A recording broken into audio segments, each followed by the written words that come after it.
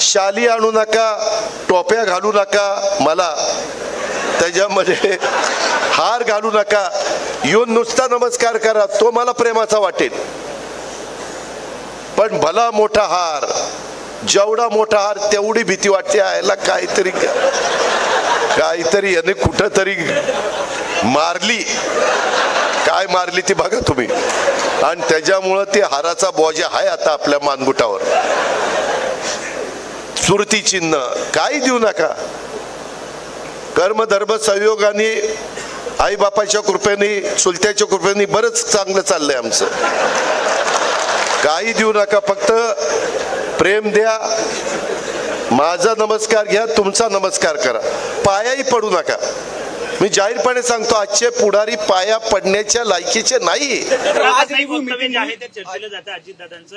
ते असे म्हणतात की काकांच्या आशीर्वादाने माझं सगळं व्यवस्थित सुरू आहे, त्यामुळे राजकीय चर्चा चांगलं आहे.